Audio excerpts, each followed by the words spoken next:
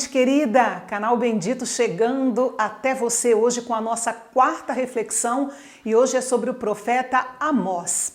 Gente, eu dei o título para esse vídeo de Antes do Terremoto porque as visões do livro de Amós aconteceram 2 anos antes do terremoto, de acordo com Amós capítulo 1, versículo 1. E eu queria começar falando desse terremoto, que é uma coisa que as pessoas quase não falam, eu pelo menos não ouço falar muito. Então o historiador Flávio Joséfo, que é um judeu que é sempre citado, entre os cristãos por causa da credibilidade dos seus escritos, ele diz que esse terremoto ocorreu no tempo em que o rei Uzias ficou leproso. Uzias era o rei de Judá, Reino do Sul, e um pouco antes do fim do reinado de Jeroboão II, que era o rei na parte norte, no Reino do Norte, que foram justamente os 2 reis da época em que Amós exerceu o seu ministério profético, de acordo com Amós capítulo 1, versículo 1. E ele ainda diz que foi um terremoto tão grande que ainda se falava dele mais ou menos 200 anos depois. Você vai ver a referência a esse terremoto lá em Zacarias, no capítulo 14 e versículo 5. Talvez esse terremoto fosse um sinal de advertência para as nações sobre o juízo que Deus havia de trazer sobre elas. Por isso ele fala que as visões dele foram 2 anos antes do terremoto, tá? Muito bem.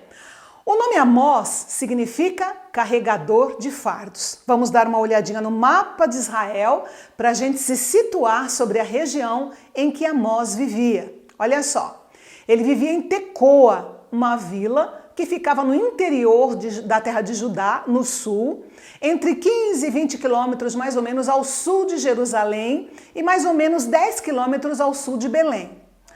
O fato do nome do seu pai não ser mencionado nos dá a ideia de que Amós era de origem humilde.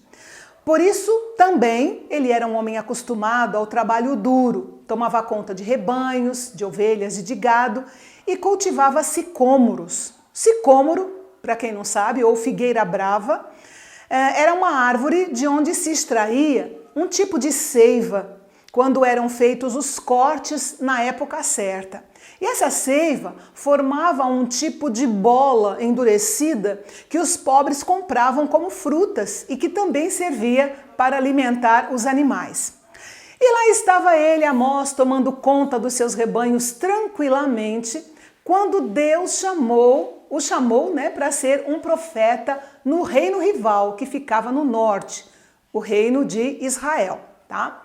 Apesar de ser um leigo e não ter nenhum título de profeta, aliás, lá no capítulo 7, versículo 14, nós vemos que ele até recusa esse título de profeta.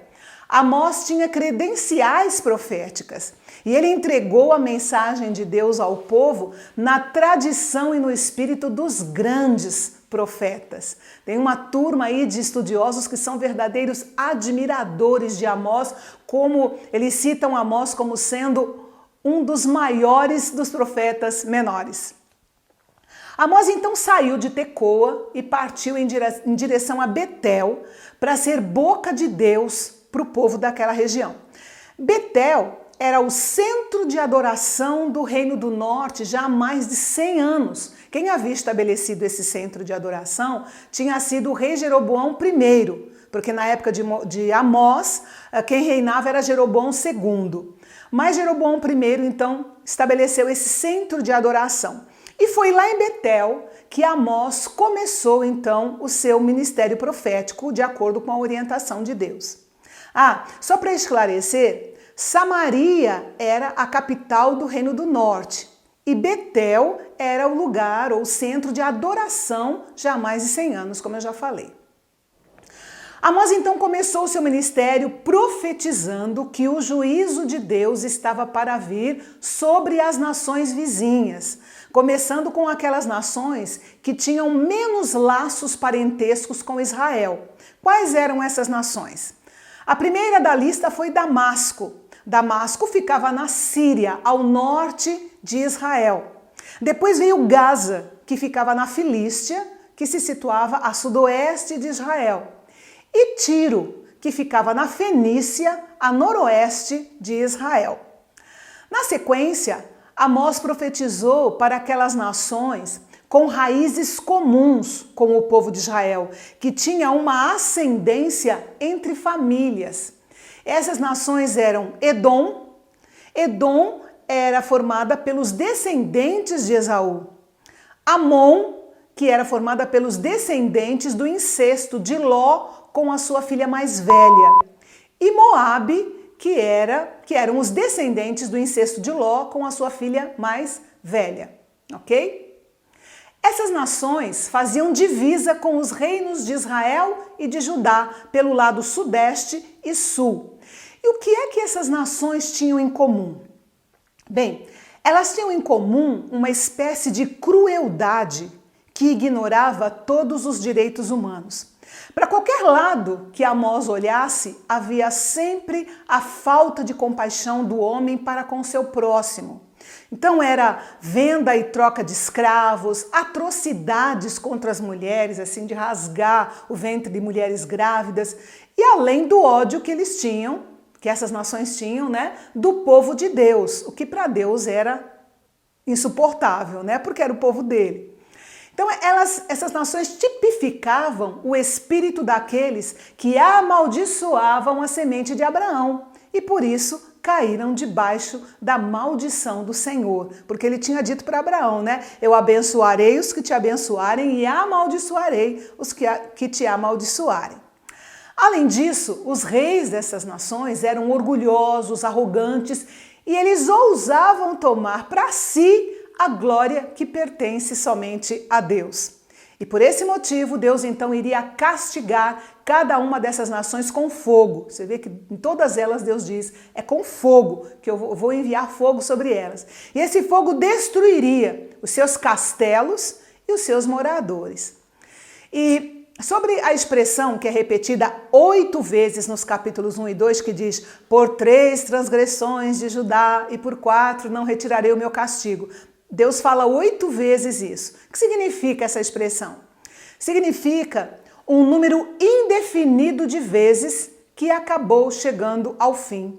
Significa que Deus é longânimo com os pecadores, mas ele vai olhando as suas atitudes e, por fim, a sua paciência se esgota. A gente vê isso muito claro na Bíblia em alguns momentos. Provocar a paciência de Deus é tentar ao Senhor.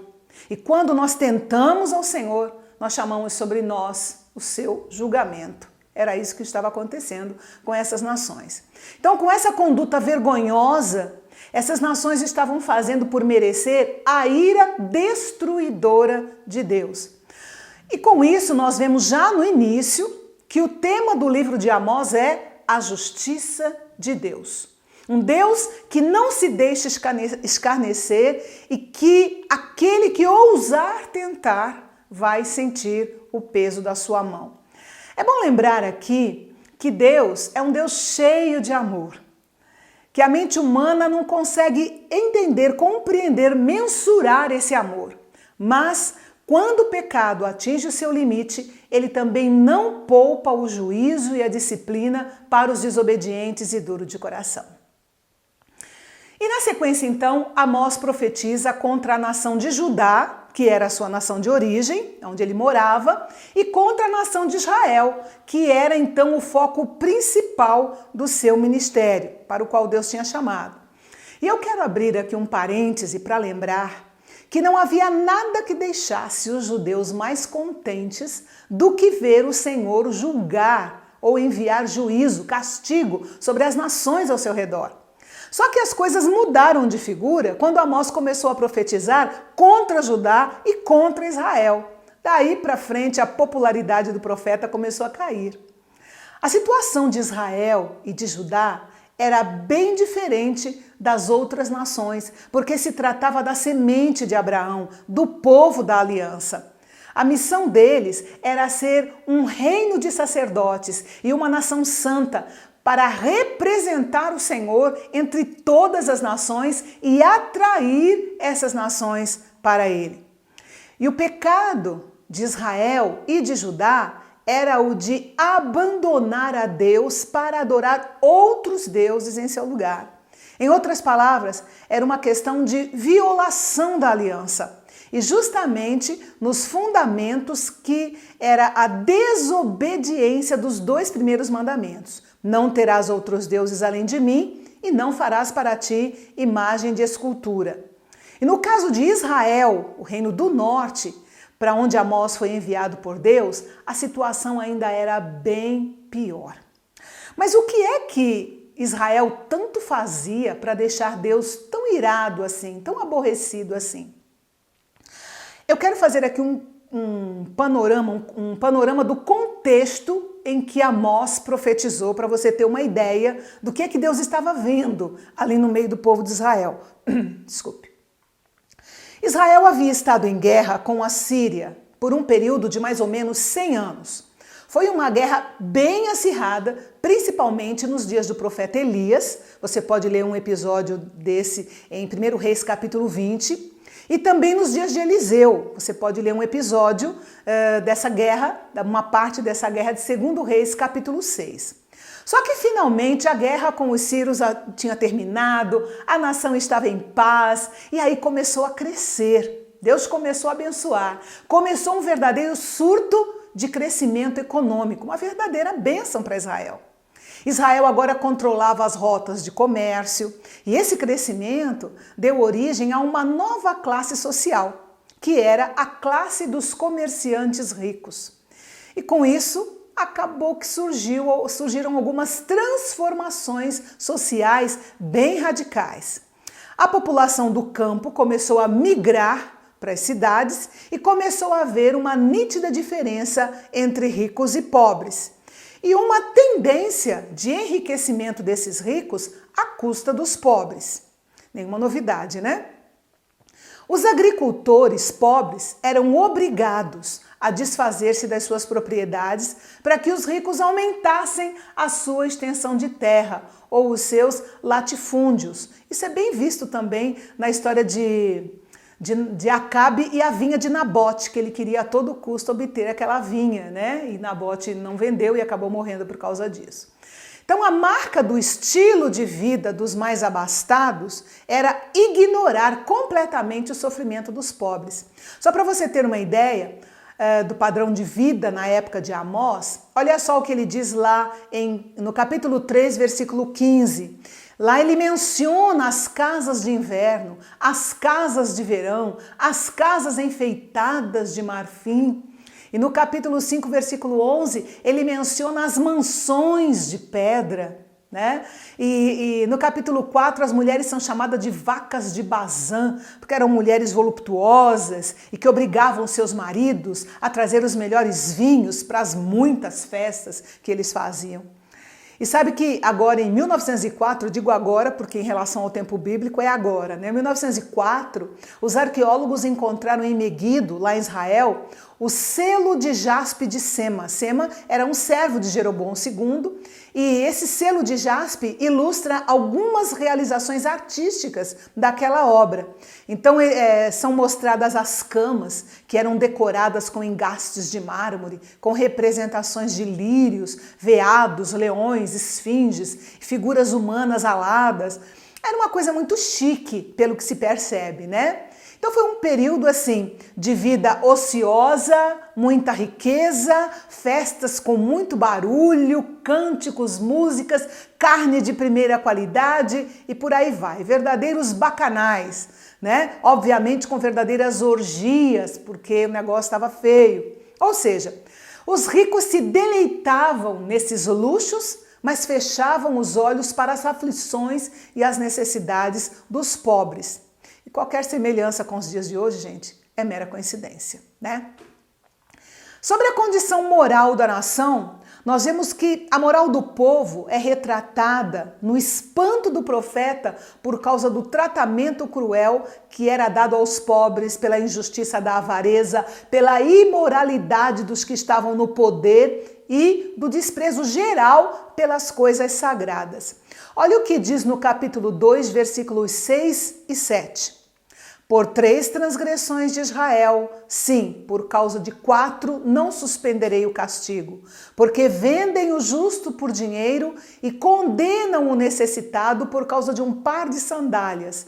Esmagam no pó da terra a cabeça dos pobres e pervertem o caminho dos necessitados. Um homem e seu pai têm relações com a mesma jovem e assim profanam o meu santo nome. Isso nos dá um panorama da decadência moral da época. E no âmbito político? Havia muito tumulto, muita opressão, violência, roubo. Você pode conferir alguma coisa lá no capítulo 3, versículos 9 e 10. O povo odiava qualquer juiz que viesse para repreender ou falar com sinceridade diante do povo. Para eles eles davam muito valor à corrupção. Você vai ver isso também um pouco retratado lá no capítulo 5, versículo 10.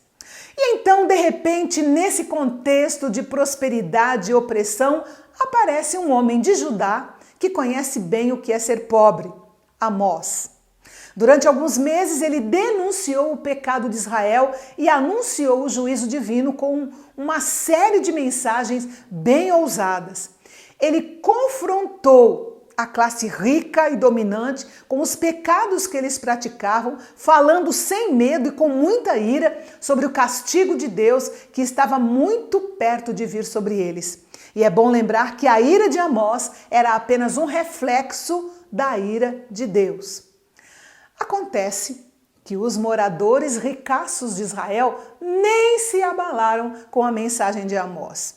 Para eles, que eram tão cheios de orgulho, de egoísmo e completamente despreocupados com a miséria alheia, Amós não passava de um doido fanático totalmente fora de sintonia com o mundo deles. Aliás, o contraste entre Amós e o povo da elite da época era notado de longe, né? Eu estou lembrando aqui quando Jesus comentou com seus discípulos a respeito da dificuldade de um rico entrar no reino de Deus, né? Ele, lá em Lucas capítulo 18, versículo 24, ele vai falando sobre essa dificuldade e a gente vê que a prosperidade, às vezes, promove valores que são completamente contrários aos valores de Deus. E realmente é muito difícil ter riquezas e fama e ainda assim manter o foco no reino de Deus, infelizmente. Mas Amós seguia profetizando, chocado pela situação moral, social e religiosa do povo, mas falando com tanta ousadia que o sacerdote de Betel, Amazias, mandou dizer ao rei Jeroboão II que Amós estava conspirando contra ele. Está lá no capítulo 7, versículos 10 e 11. Agora, gente, olha só o que diz o que Amazias disse para o profeta Amós. O sacerdote disse para o profeta Amós. Capítulo 7, versículos 12 e 13. Depois disse a Amós: saia daqui, vidente, fuja para a terra de Judá e vá ganhar a sua vida por lá. Em Judá você pode profetizar, mas em Betel, daqui em diante, você não poderá profetizar, porque este é o santuário do rei e o templo do reino. Vejam só o nível espiritual em que o sacerdote se encontrava. E se o sacerdote estava assim, imagino o resto do povo.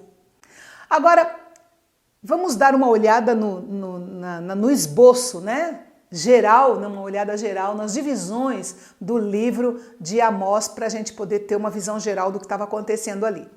Capítulos 1 e 2, nós vemos o anúncio do juízo de Deus. Capítulo 3 até o capítulo 6, versículo 14, nós lemos 3 sermões de acusação. Do capítulo 6, 15 até o capítulo 9, versículo 10, nós lemos as declarações do juiz divino.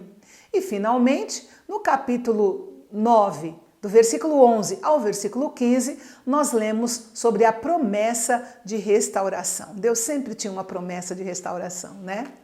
E o que é que esse esboço nos mostra? Nós vemos claramente que o padrão de pregação de Amós é claro e muito bem definido. Ou seja, mesmo estando num mundo completamente diferente do seu, ele não se intimidava em entregar a mensagem de Deus com muita ousadia, muita clareza e confiança. O fato é que o remédio para os pecados de Israel era o arrependimento. Era isso que Deus esperava do seu povo. Ele diz ao povo no capítulo 5, versículo 4, buscai-me e vivei. Me busquem e vocês terão vida. Era só isso que Deus queria.